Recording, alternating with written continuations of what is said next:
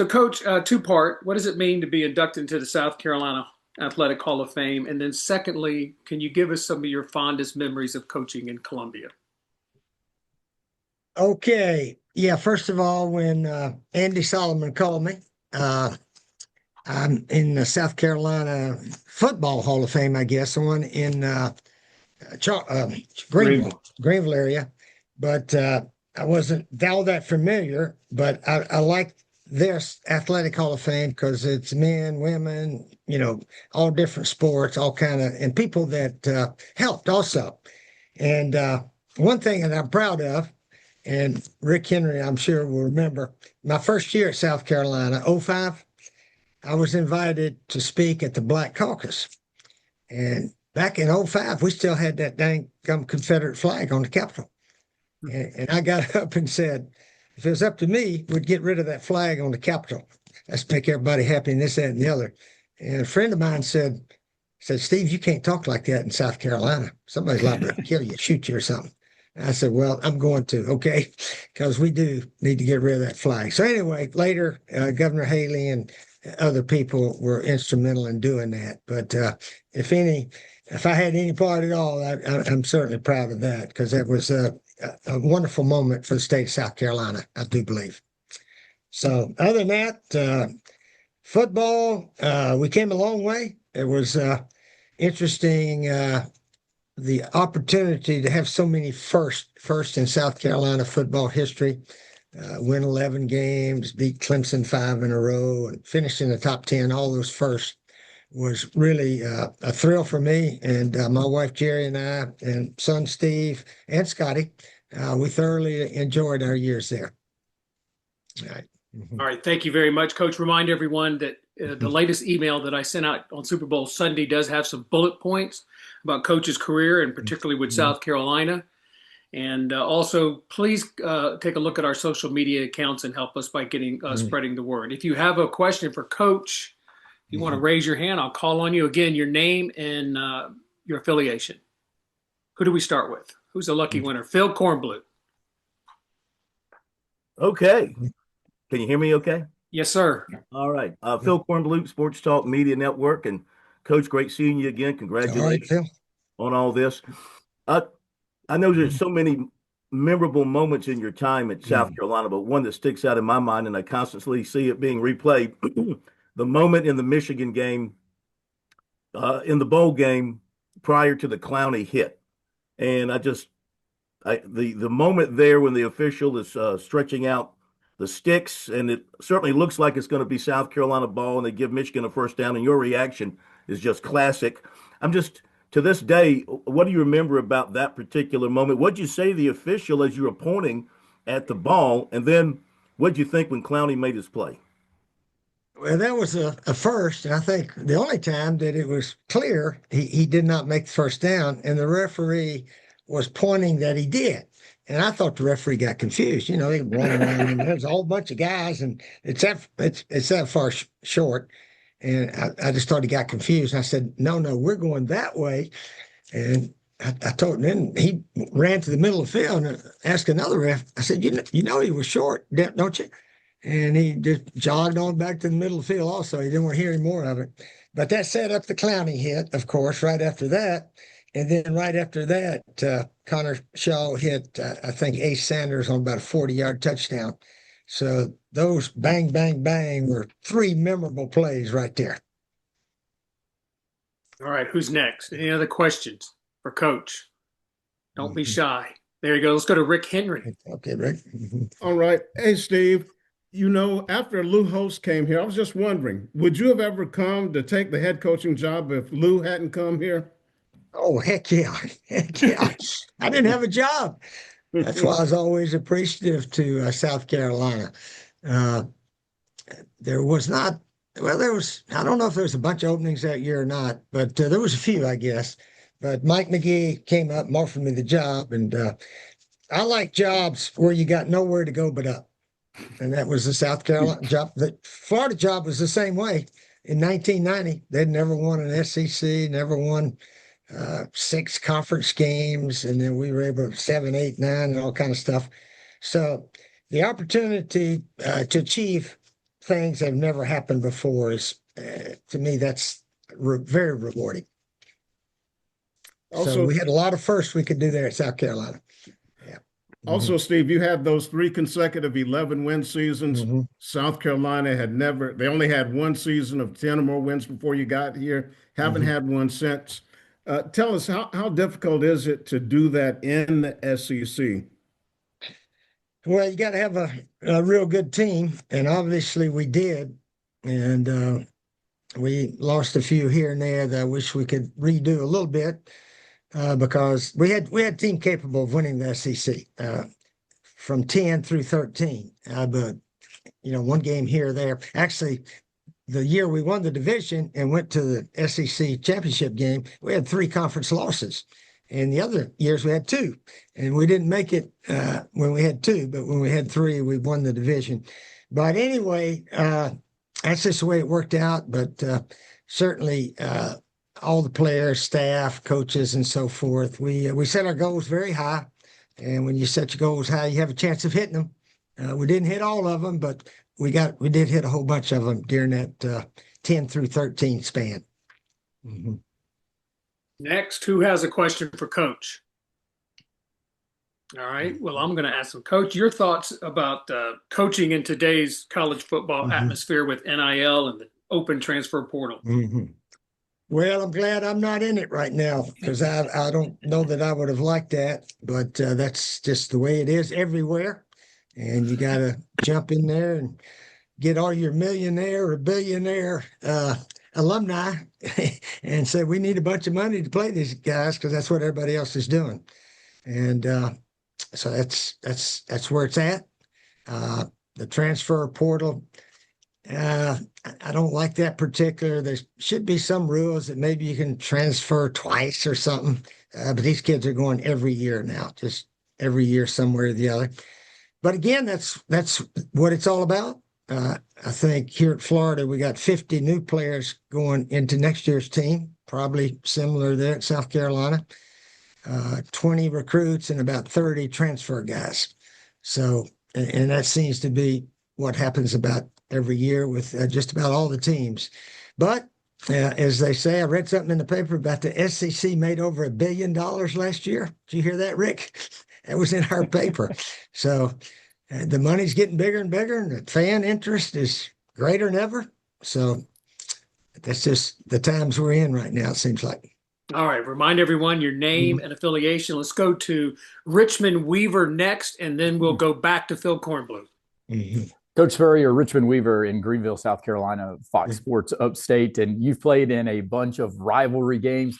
How would you describe, though, the Clemson, South Carolina rivalry to people that might not understand it? I'd say very typical to most in-state rivalries. We had FSU, South Carolina, Clemson, Alabama, Auburn, Mississippi State. I guess they have a little Virginia Tech. It's a good rivalry because the fans are obviously a little bit more into that game than the other games. But I know the South Carolina people were very happy when we had that 5-year run going. Oh, yes. Do you have a memorable moment from the rivalry game with Clemson? About all of them, really. I remember the one we lost probably more than the ones we won. We had a 21-20 lead and couldn't hold on to it at home. I think the first year I was there, I think. But anyway, they were all special. They were all special, and people always ask me, "What's your favorite game?" Favorite home game had to be Alabama that day. It just seemed like the most beautiful day, and our guys played super. Offense, defense, kickers, everybody. And to beat the number 1 team in the country, that was reason to celebrate. And I think the Gamecock fans, they all looked at each other, the guys that had been there and women that had been there the last 30, 40, 50 years or whatever, and said, we beat the number 1 team in the country. So that was neat. And that was a special day. But finishing in the top 10, winning 11, those were really special seasons also. All right, Phil, but we're going to go to Phil next, and then we're going to go to Caroline, and then back to Rick Henry. Go ahead, Phil. Thank you, Tony. So you mentioned the win over Alabama. Coach Stephen Garcia was your quarterback. You had Stephen, and then you transitioned to Connor. So compare and contrast dealing with those two different types of personalities, and what was it like having Stephen, and then here comes Connor, maybe just a totally different type of individual and quarterback? Oh, it wasn't that much different. They both, could run a bit and throw the ball well at times. Stephen had a few issues here and there, whatever. He got suspended for something or another. But anyway, Connor was ready to go. And of course, Connor never lost a home game. He was a special player. And then Dylan Thompson. Dylan came on and played really well those last year and a half and so forth. But yeah, they're both good players. They're both good players. I really tried to coach them all pretty much the same. And they had a lot of good games. Yeah. Mm-hmm.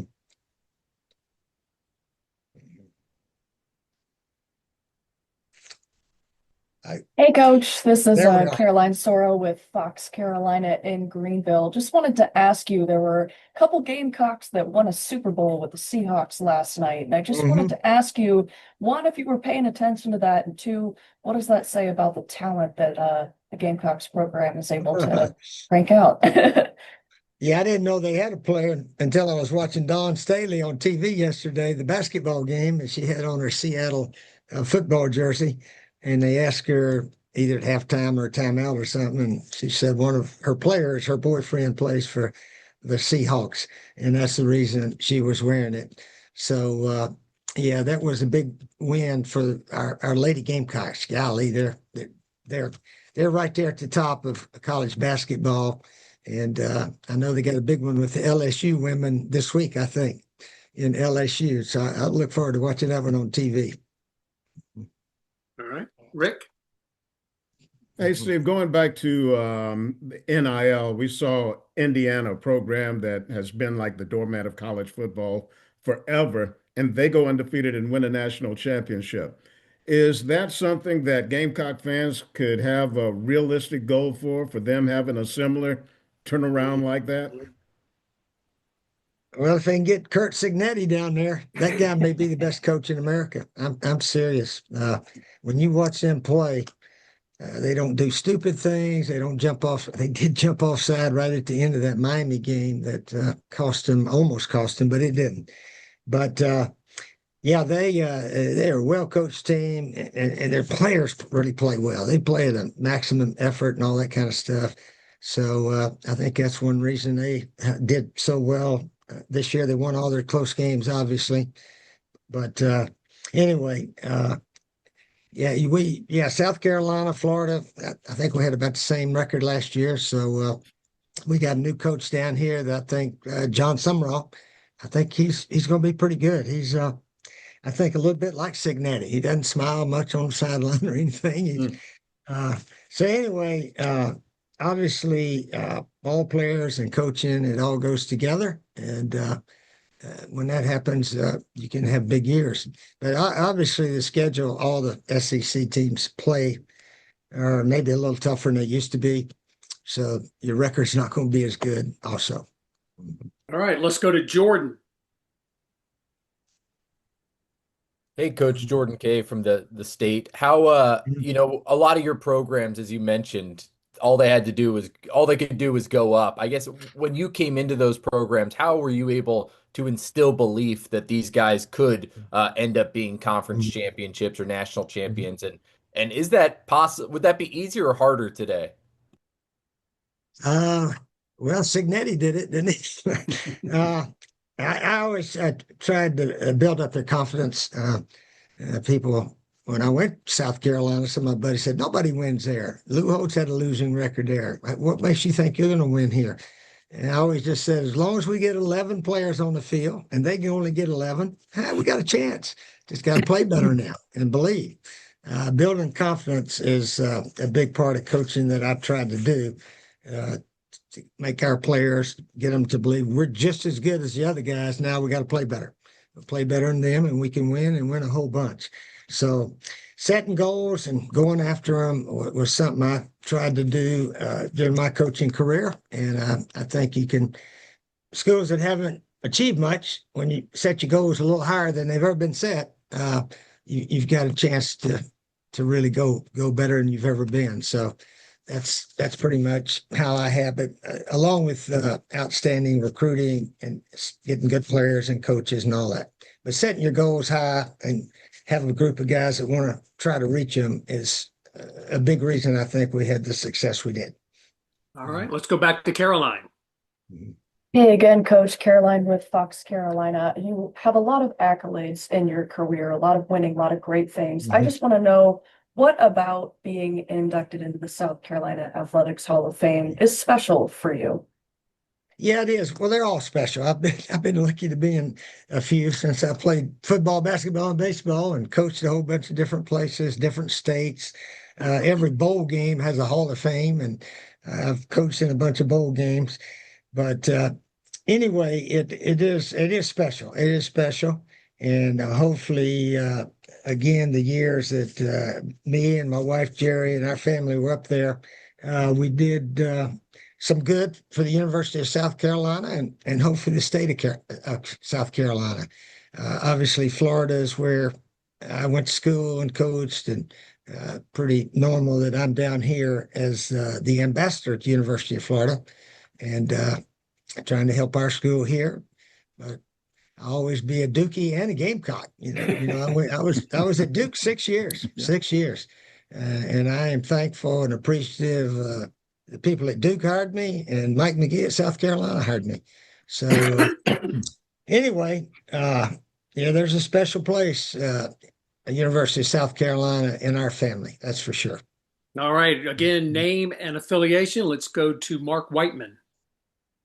Hey, Steve, this is Mark Whiteman from WIFF in Greenville. By the way, I got to say, as a Gator alum, love hearing what you're saying about John Summerall. But I wanted to ask you, as you talk about the transfer portal and NIL, I was curious if you heard Dabo Swinney's comments from a few weeks ago talking about tampering and Ole Miss re-recruiting a player back into the portal after he'd already signed at Clemson with a scholarship. If you had any thoughts on the direction that some of that is happening in college football. I thought by now somebody would have told Dabo, there ain't no rules anymore. There's no rules. I hear these people talk about it all the time now. There's still on the books, I guess, back there about you can't do after this date or that date. Gosh, basketball, they got pros coming back to play in college there. So I don't know. I don't know if they're going to ever, enforce any rules now or not. But I think Dabo has learned now he's got to start paying his players just like everybody else is, or you'll get left behind. So, but anyway, there's you can complain, but I don't know how good it's going to do. Right, there's no rules. Just somebody tell Dabo there's no rules now. Before we go back to Richmond Weaver, reminder that the induction banquet is Monday, May 18th at the Columbia Metropolitan Convention Center. It'll begin at 5 o'clock. There's also a president's reception the night before. I will be sending this information out as we get closer, but we encourage you to come to that as well. You can do some live shots. You can tape some interviews. It's a really good opportunity. I know it gets a little chaotic on the event night in the lobby, but this is a great opportunity for the media to have some really good one-on-one time. Also, if you take a look at the press release I sent out last night, it's got a link to the inductee class press release. Please use that. And again, social media, please retweet, please follow, please send this out to your folks as well. Let's go to Richmond Weaver. Yeah, Coach Spurrier. Question. Yeah, Coach Spurrier again, Richmond Weaver, Fox Sports Upstate here in Greenville. And I was a student at Clemson in 1989. So I remember that Duke squad that you had that would win the ACC. That was definitely something that surprised a lot of people at that time. But I'm curious about your Heisman Trophy. Where do you keep it these days? I've got a restaurant down here. We opened it up, about 5 years ago, 4.5 years ago. I think it's been open, and it's done well, done very well. Okay. So it's in there. It's in the restaurant along with a whole bunch of stuff, as much South Carolina rings, bowl rings, and all kind of things, as well as Gator stuff. So in fact, my daughter Amy one time about 6 years ago said, "Dad, you need a restaurant to have somewhere to put all this stuff." So that's how we got started. So that's where it all is right now. There you go. All right, So what means more, the Heisman Trophy or all your golf trophies that you've earned? Oh, the golf trophies aren't that big, no. But it's a combination, though, of really all the schools. At Duke, we won an ACC there. But coach of the year, those kind of things. I was lucky to be that several times. So it's we got a trophy case and another place over here for the conference championship balls, things like that, and so forth. All right, we have time for one more question before we go to Phil Kornbluth to wrap it up. I want to thank Carrie Tharp, who's on with us, who helped facilitate this. I want to also thank Steve Fink, not just for what he did during coach's tenure at South Carolina, but always helping us in terms of getting pictures and photos and information out. Steve, we really do appreciate it. We know your time, you're very valuable, very busy. We do appreciate it. All right, let's go one final question. Let's go to the legend himself, Phil Kornbluth. Well, I'm not so sure about that, but well, I was talking about in your own mind. But go ahead. Yeah. Well, Steve, thank you for doing this. Again, congratulations. Just when you left Florida, when you left Duke, you left in a blaze of glory. It didn't end quite so well at South Carolina. Do you have any regrets about the way it went for you in Columbia? When I left, I was ready to leave, and I was hoping it didn't work out, that whoever the interim coach could win enough games to maybe become the head coach, because I was definitely finished with the team I had there. I had a team that didn't listen to me, and I don't want to get in a lot of details, but I was finished. Okay, I was finished, and I guess I did a lousy job, and this, that, and the other. So it was time to get out of there. A lot of people say, "Well, why don't you just say I'm resigning at the end of the season? It'll look better." I said, I can't do it that way. I can't coach a team that doesn't pay attention to you and doesn't listen to you and this, that, and the other. So anyway, it was my bad. It was time for me to move on. Simple as that. All right. Coach, thank you so much for your time. We look forward to seeing you here in May. All right. Looking forward. My wife, my two daughters are coming up, and we'll have a lot of Spurriers there at our table. Okay. Thank you, Coach. I got two grandkids that live in Columbia. Charlotte and Robbie, and so they'll be there also, I hope.